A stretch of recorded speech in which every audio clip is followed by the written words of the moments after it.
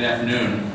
Let me begin by echoing General Chilton, what the other speakers have said. This is really a tremendous conference. I know your staff worked very hard on it, and it's being put forward with the kind of execution that we've traditionally and always seen from STRATCOM. So thank you very much, sir, for the symposium, and for all of you for taking the time out of your schedules for being here. This is an important topic, and we feel privileged to be able to be up here today to talk to you about these topics.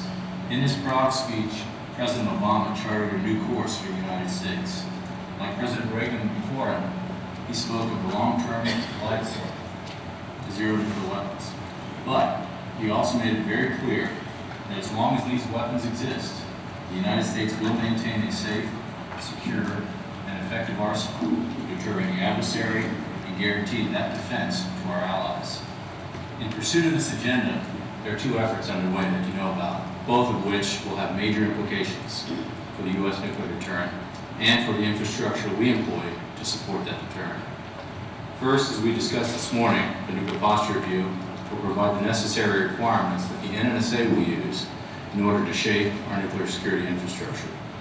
Second, of course, is the START follow-on effort to reduce the size of the U.S. forces in parallel with the Russian effort. Negotiating a START follow-on agreement is an important demonstration of our commitment to fulfilling the obligations of Article 6 in the Non-Proliferation Treaty. However, as the stockpile gets smaller, it becomes increasingly important that the remaining forces are safe and effective, and to mitigate future technical and geopolitical risks, that our nuclear infrastructure is not only responsive, but is sustainable over the long term. And this is a point I think that Dr. Foster brought up earlier this morning, and Jim Miller emphasized in his talk, and that sustainability is a key element, the piece that we care about deeply in our various positions up here on the panel. Over the coming months, President Obama will be advancing his program to bolster U.S. leadership in reducing global nuclear dangers and achieving strength and non-proliferation. Because of our core capabilities, the NNSA, the Department of Energy laboratories here, will play a critical role in that effort. Throughout the history of the U.S. nuclear weapons program, the scientists and engineers at our laboratories and plants have developed and sustained a very unique set of critical capabilities and skills, and that serve a broad array of nuclear security needs, not just warheads and weapons, but a broad variety. However, while maintaining and modernizing our stockpile forms the core of their work, it is these people and skills and their capabilities they provide that provide the foundation for a much broader agenda. Specifically, they provide the support to international efforts to control warheads and fissile material. They provide the support to the intelligence community. They allow us to work effectively with our international partners on the global initiative to combat nuclear terrorism. These skills enable us to assess potential terrorist nuclear designs and to inform our capabilities and to render those warheads safe through disarmament. They support the development of nuclear forensics capabilities to identify the origin of terrorist devices, and therefore provide the means to deter state transfers to terrorists of warheads and material. They provide the nuclear incident response and consequence management, and of course, they provide the research and development to detect nuclear warheads and materials being smuggled, to detect proliferant activities, and to strengthen the capabilities for treaty monitoring and warhead transparency. In a sense, our job is much more than stockpile stewardship. It is the stewardship of a science and technology base that can respond to a wide range of national security needs. Maintaining our nuclear stockpile forms the core of our work, but that core also provides the foundation for ongoing non-proliferation and threat reduction programs, and this cannot be overlooked. It is essential that we retain these core competencies and capabilities and broaden and deepen their application to a wider range of security issues beyond nuclear weapons. Moving forward, the nuclear security enterprise has to reflect that reality. In doing so, the common linkage connecting the U.S. nuclear force posture, nuclear threat reduction activities, non-proliferation, counterterrorism, arms control, and disarmament will be strengthened. Global security will be advanced, and our nation will be stronger and safer. I dare say the same for the rest of the world. Let me comment for a moment about our physical infrastructure. Our plutonium and uranium facilities need to be replaced. Period. They're almost 60 years old, and are not sustainable. We rely on these facilities to do all of the work that I described earlier. World-class scientists and engineers deserve state-of-the-art facilities.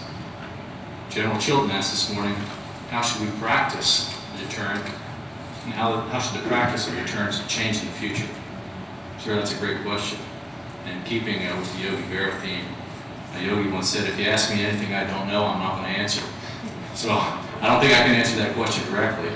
But I can say with confidence that the practice element of any problem this nation is going to need to face in the future will likely involve, and I would say most definitely will involve, the application of very advanced technologies, world-class scientists and people applying these technologies towards a solution.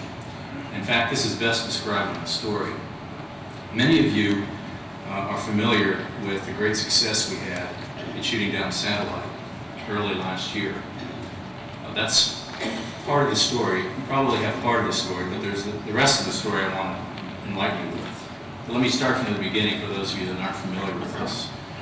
Last year, the Missile Defense Agency, and I won't get all of the players here, so for those agencies, because it was a real interagency effort to make this happen, but the Missile Defense Agency, someone we worked with, came to us and said, hey, we've got this satellite that's falling down. It's a 5,000-pound satellite, big as a school bus. It's got a 1,000-pound tank of hydrazine fuel in it. And we're not so sure that when this thing enters in to burn up, that hydrazine tank won't make it through. It causes real serious problems on the ground or in the ocean or wherever it lands. And so we want to make sure that when we ask the Navy to shoot this thing down, that we aren't just going to hit the satellite, but that we hit that hydrazine tank and take it down. And they came to our laboratories with this problem. In fact, we ended up setting aside some significant amount of computer time to go address this urgent national need. A need we hadn't anticipated 15 years ago when we built the Accelerated Strategic Computing Initiative. But the nation called for this particular point. How are we going to hit that particular tank? How do we know for sure that we actually hit that tank? And so we, with our computer hardware, with our codes, and with our modeling and simulation capability resting in our people, these folks work extra hard day and night on the weekends alongside their DoD colleagues to try to solve this problem. We ran simulation after simulation and came up with a number of different views. What it would look like when we missed completely, that was easy to figure out. What it would look like if we just hit the back end of the bus and the thing, but we didn't get the tank. What we think it would look like when we actually hit the tank. So the day came when the Navy pulled the trigger, and success.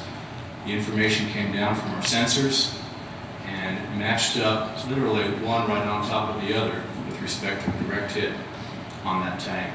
And what that means is the MDA, Missile Defense Agency, would be able to say with confidence to the President, or on the phone basically 5 minutes after that, we know we hit that tank. We've got great confidence in it.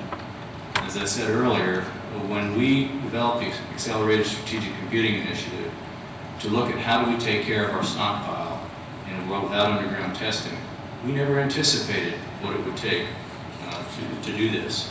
But we have it, and there we are. So this point that I'm trying to make here is that the people and the capabilities we developed are important not just to maintain the stockpile, not just to take care of all those other nuclear security missions I mentioned earlier, but to deal with those unknown missions out in the future. And we must, so in essence, my main concern with respect to infrastructure and deterrence and the topic of this panel is that we must continue to modernize and advance and exercise these technical capabilities. We must replace these old, expensive, large Manhattan-era project facilities, and we must recruit and retain the best scientists and engineers in the world.